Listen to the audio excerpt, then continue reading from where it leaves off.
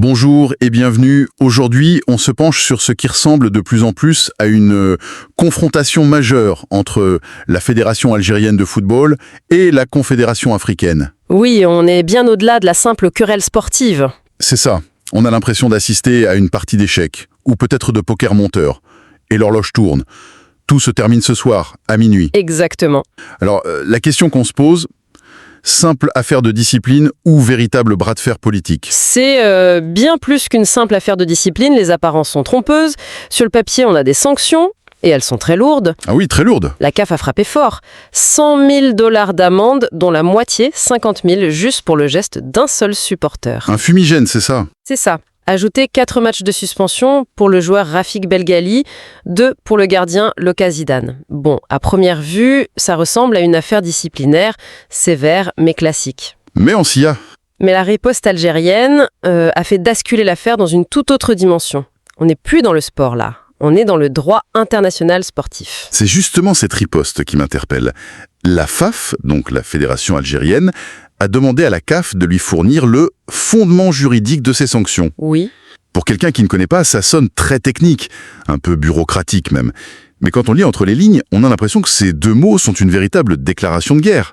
Est-ce que j'exagère? Vous n'exagérez pas du tout. C'est le cœur de la manœuvre. Dans le jargon de la diplomatie sportive, cette demande, c'est un signal. Un signal très clair.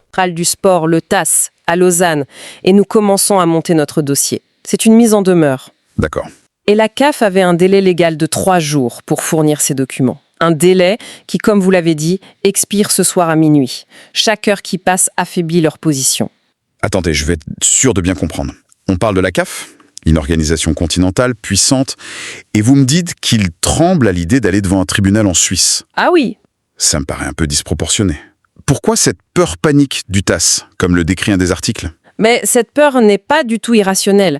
Elle est basée sur l'expérience et sur un précédent très récent et extrêmement douloureux pour la CAF. Lequel? L'affaire dite de la carte fictive. Ça impliquait le club algérien de l'USM Alger et le club marocain de la RS Berkane. Ah oui, je me souviens de ça. L'histoire du maillot. Exactement. Sans entrer dans tous les détails, la CAF avait pris une décision très politique. L'Algérie a porté l'affaire devant le TAS et la décision du TAS a été un véritable camouflet pour la CAF. Un camouflet en quel sens? Qu'est-ce que le TAS a dit? Le TAS a rappelé à la CAF que ses propres règlements n'avaient pas été respectés et que les règles sportives ne doivent pas servir des agendas politiques.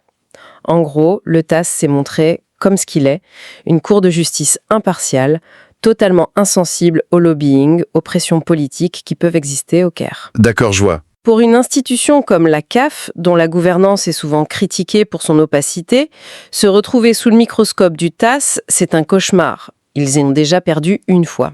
Donc la FAF n'est pas juste en train de contester. Elle rappelle à la CAF, bon, vous avez déjà battu sur ce terrain et on est prêt à le refaire. Le précédent devient une arme de dissuasion. C'est tout à fait ça. Et la stratégie est encore plus redoutable, parce que la FAF sait que le dossier d'accusation de la CAF était fragile dès le départ. Comment ça, fragile? C'est un point crucial.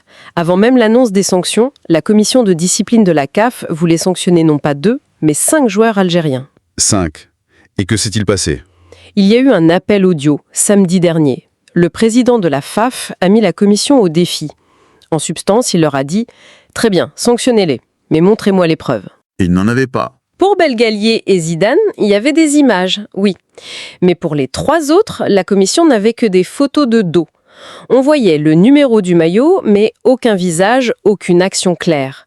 Le président de la FAF a demandé « Allez-vous sanctionner un numéro ?» Incroyable. La commission a été incapable de répondre. Ils ont dû reculer et réduire la liste de 5 à 2. Donc, la CAF est arrivée avec un dossier mal ficelé, des preuves incomplètes. On dirait qu'ils ont tenté un coup de force en espérant que ça passe. C'est l'analyse la plus probable. Ils ont joué au bluff et la FAF a vu leur jeu. C'est pour ça que la demande du fondement juridique est si puissante. Je comprends mieux. La FIFA attaque la procédure elle-même, il pose des questions simples, mais terriblement embarrassantes devant un tribunal. Sur quel article de loi vous basez-vous pour 4 matchs de suspension ? Où est la preuve vidéo de l'agression? Quel règlement justifie 50 000 $ d'amende pour un fumigène? Des questions auxquelles le TAS attendra des réponses très précises. Exactement. Pas des interprétations politiques. Donc, Si l'on résume, ce n'est pas qu'une bataille pour annuler une amende. C'est un message pour l'avenir. Une sorte de doctrine de la riposte juridique. C'est plus qu'un message, c'est une nouvelle posture. Une des analyses parle de sanctuarisation des droits. Le message est clair. L'époque où l'on pouvait sanctionner l'Algérie de manière arbitraire, peut-être sous influence, est terminée. Maintenant, toute décision injuste ira à Lausanne. C'est une menace directe, en fait. Une menace non cryptée. Et ce n'est pas le seul front ouvert. Il y a un autre élément important. Ah oui? En parallèle, une autre plainte a été déposée, mais cette fois auprès de la FIFA, l'échelon supérieur. Et elle concerne quoi, cette plainte? Elle vise l'arbitrage du match contre le Nigeria et elle cible nommément l'arbitre central et l'arbitre VAR. C'est une offensive sur tous les plans. D'accord, donc d'un côté, ils attaquent la branche disciplinaire de la CAF via le TAS. Oui. Et de l'autre, ils attaquent sa branche arbitrage via la FIFA. C'est une stratégie d'encerclement juridique et politique. Ils ne crient pas au complot sur la place publique, ils utilisent les propres armes du système contre lui. C'est une guerre feutrée, mais totale. Fascinant, l'horloge tourne, on approche de minuit, quelle que soit l'issue, que la CAF envoie les documents ou non, le mal semble fait. Tout à fait. Projetons-nous un peu. Admettons que l'Algérie gagne ce pari, que les sanctions soient annulées par le TAS. Est-ce que ça suffira à rééquilibrer durablement les rapports de force dans le football continental? C'est la grande question. Une victoire juridique serait symboliquement très forte. Ça pourrait inspirer d'autres fédérations qui se sentent lésées à faire de même. On assisterait à une judiciarisation des conflits, en quelque sorte. Exactement. Et ça pourrait, à terme, forcer la CAF à plus de transparence, plus de rigueur. Ça, c'est le scénario optimiste. Et le scénario pessimiste?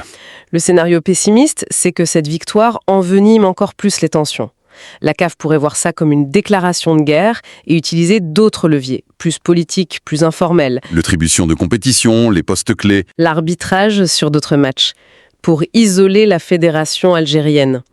Une victoire au tribunal ne garantit pas la paix dans les couloirs. On passerait d'une confrontation ouverte à une guerre de l'ombre. On est donc vraiment à un moment charnière. Ce soir, à minuit, on saura si la CAF a choisi l'apaisement ou l'escalade. Mais au-delà de ce dossier, la vraie question qui se pose, c'est: est-ce que ce coup de poker juridique de la FAF est le début d'une révolution pour une meilleure gouvernance dans le football africain? Ou n'est-ce finalement que le symptôme d'une guerre d'influence beaucoup plus profonde, où le sport n'est qu'un prétexte?